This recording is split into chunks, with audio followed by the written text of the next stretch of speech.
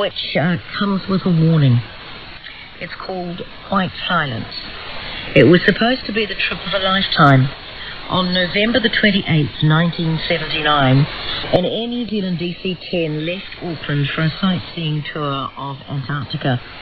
There were 257 people on board. The plane never returned. White Silence is the newest podcast collaboration from RNZ and Stuff.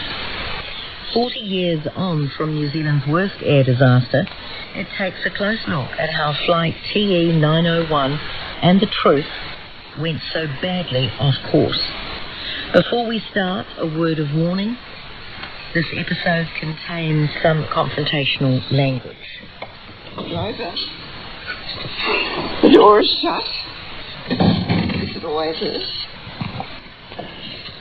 And when I came in, I don't know exactly the date, because it was the 29th of March, happened to be my birthday, and we'd been out for a celebration drink day, as you do.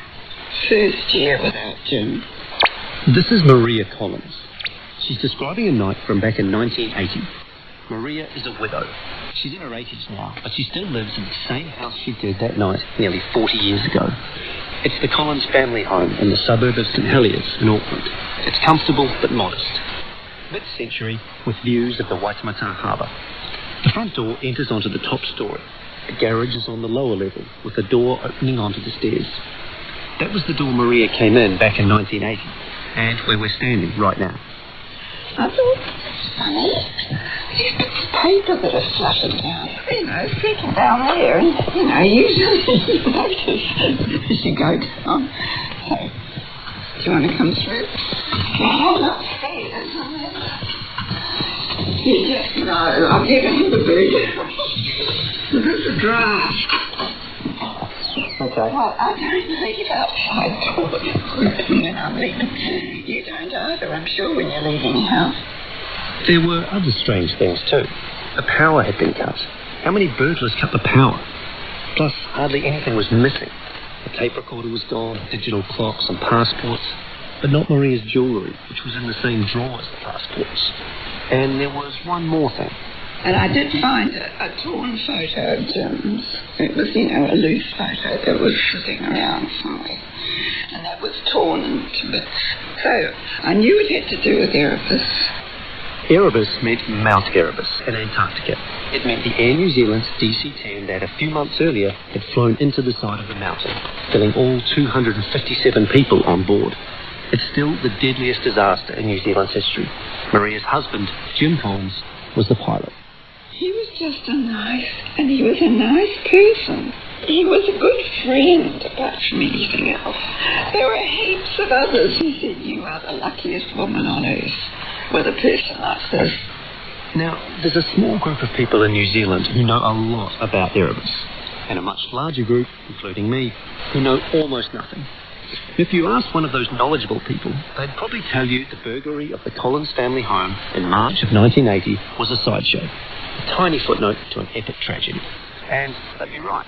It was, after all, one slightly odd break-in. No one was ever arrested or charged in connection with it. No motive was ever established. But, on the other hand, it's exactly what Erebus is about. A saga of such extraordinary breadth that it could conceivably include the burglary of a pilot's home.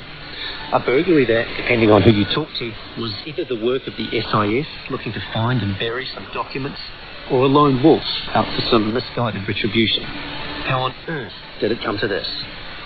I'm Michael Wright.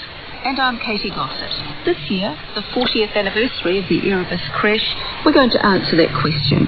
We're going to tell you the story of how New Zealand's worst ever disaster became even more fraught, more bitter and more divisive in the years afterwards.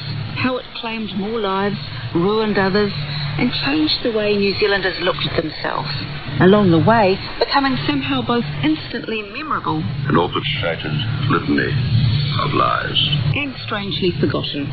You'll hear from a former Prime Minister, 2 former Deputy Prime Ministers, a comedian, and a US Open golf champion. You'll hear why, 4 decades later, we're only just getting around to building an official memorial to the dead.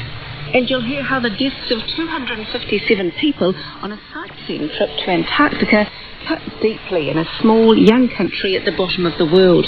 There weren't too many people in New Zealand who didn't know someone who knew someone on that aircraft. This podcast is the story of a plane crash. But more than that, it's the story of how a plane crash scarred an entire nation. From Stuff and RNZ, this is White Silence.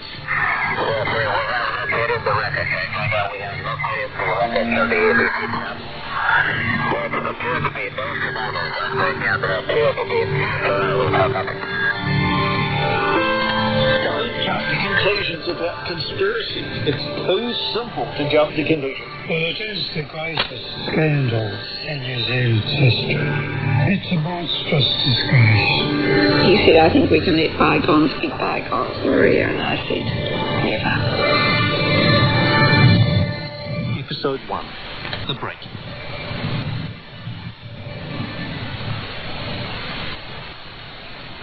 Paul Dykesall would be the first to admit that when he was younger, he was a bit of a screw-up. I mean, I'd failed school third. I went to Mangaroo High. It was a fucking disaster. You know, I was hopeless. All I wanted to do was be an artist and play football. That was all I was interested in. Dykesall is the youngest in his family. 4 boys and a girl, the children of Dutch war refugees. Devout Catholics who left their lives behind in search of something better.